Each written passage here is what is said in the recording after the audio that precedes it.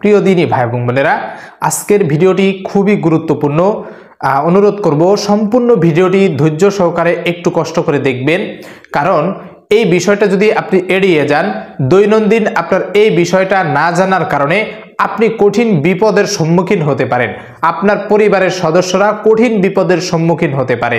তাই ধৈর্য ধরে সম্পূর্ণ ভিডিওটি দেখার অনুরোধ করছি। ইনশাআল্লাহ অনেক বিপদ থেকে আল্লাহ তাআলা আপনাকে হেফাজত করবেন যদি আপনি সতর্ক থাকেন। প্রিয় দিনী ভাই এবং বোনেরা, আজকের বিষয় হচ্ছে বাথরুমে এমন কোন 4টি কাজ রয়েছে যে 4টি কাজ করলে নির্ঘাত আপনি বিপদে পড়বেন। এমন গুরুত্বপূর্ণ 4টি বিষয় আজকে আমরা জানব। প্রিয় দিনী ভাই এবং বোনেরা, বাথরুম হচ্ছে একটা নাপাক জায়গা যেখানে প্রস্রাব পায়খানা করা হয়, এবং এই যে টয়লেট বা বাথরুম, বেশিরভাগ সময় আমরা দেখি যে টয়লেট এবং বাথরুম অর্থাৎ গোসলখানা এবং টয়লেট দুইটা একসাথে লাগানো থাকে। আর এই সময় বিভিন্ন কারণে অসতর্কতাবশত মানুষ যখন প্রবেশ করে তার জরুরত সারার জন্য, তখন এই অসতর্কতার কারণেই দেখা যায় যে অনেক বিপদের সম্মুখীন হয়। কি কি বিপদ হতে পারে? একটা জিনিস মনে রাখবেন, আল্লাহ রসুল সাল্লাল্লাহু আলাইহি সাল্লামের প্রতিটা সুন্নতে রয়েছে প্রত্যেকটা উম্মতের জন্য শিক্ষা এবং সেখান থেকে অনেক বিপদ আপদ থেকে মুক্তি। তাই বাথরুমে এমন একটা জায়গা যে স্থানে শয়তান এবং বদ জিন যারা রয়েছে এরা বসবাস করে। আপনি জানলে অবাক হয়ে যাবেন যে যেই সমস্ত জিনেদের ভিতরে বদ জিন রয়েছে বেশিরভাগ এরা কিন্তু বাথরুমে বসবাস করে। এদের বসবাসের স্থানই হচ্ছে বাথরুম বা টয়লেট। তো এই স্থানে আমি আপনি দৈনন্দিন আমাদের কতবার যাওয়া লাগে একটু চিন্তা করেন। কমপক্ষে 5-7 বার যেতে হয়।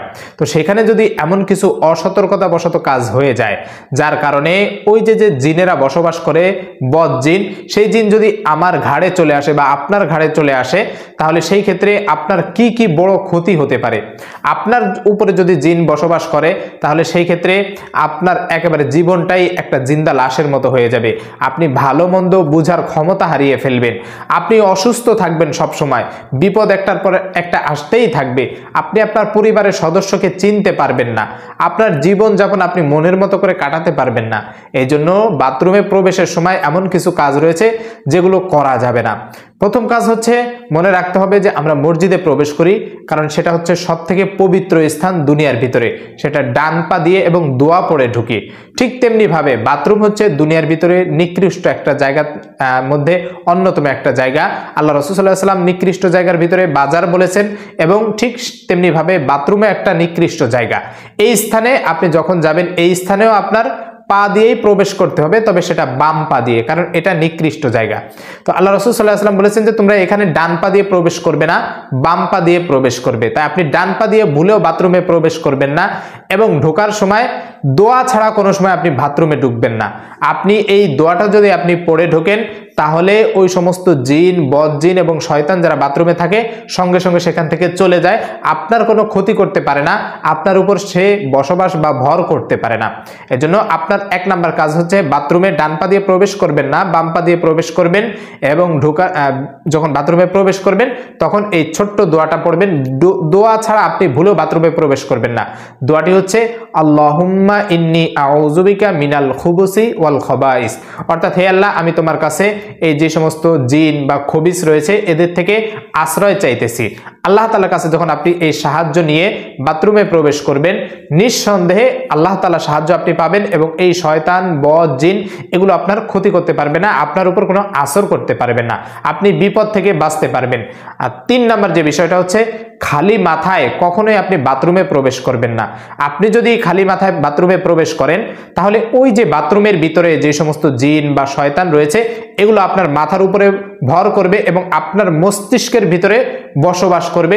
সেখানে গিয়ে আপনার জ্ঞানকে একেবারে শূন্যের কোঠায় নিয়ে আসবে, আপনার মেধাকে একেবারে কমিয়ে দিবে। অনেক সময় দেখা যায় যে অনেকেই দেখেন না, আজানের সময় মানুষ কিন্তু মাথায় কাপড় দেয়, মাথায় টুপি পরে বা মাথায় গামছা দেয়, কারণ মনে করে যে আজানের সময় শয়তান যখন আজানটা শোনে তখন ছুটতে থাকে, যখন কারো খালি মাথা হয় সেখানে বসবাস করে।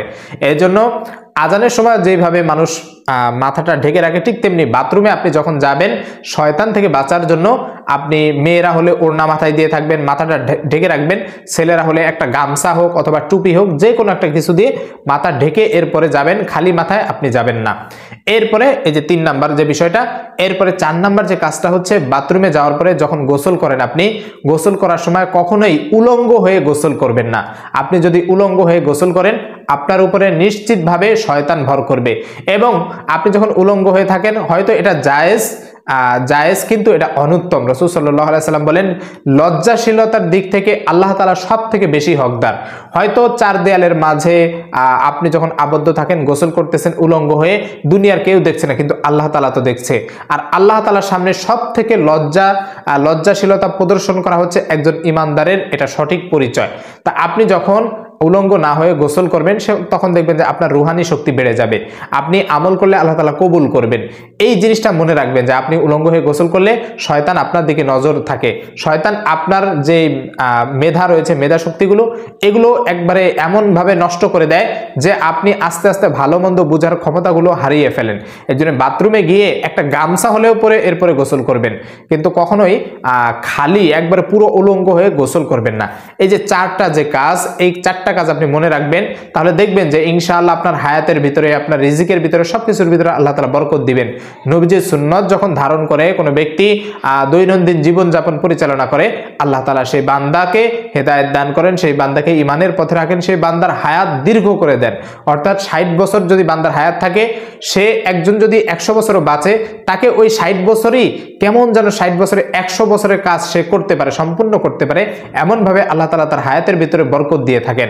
আর যে বান্দা রাসূল সাল্লাল্লাহু আলাইহি ওয়াসাল্লামের সুন্নাত অনুযায়ী চলে না, এইভাবে নিজেদের খেয়াল খুশি মতো চলে, তখন আল্লাহ তাআলা এমনভাবে তার হায়াত কমিয়ে দেন, অর্থাৎ সে 60 বছর বাঁচলেও কেমন যেন মনে হয় যে সে 30 বছরেই মারা যায়। অর্থাৎ তার হায়াতের ভিতরে কোনো বরকত থাকে না, যদিও সে তার নির্দিষ্ট হায়াত পাবে, কিন্তু ওই হায়াতের ভিতর বরকত থাকে না।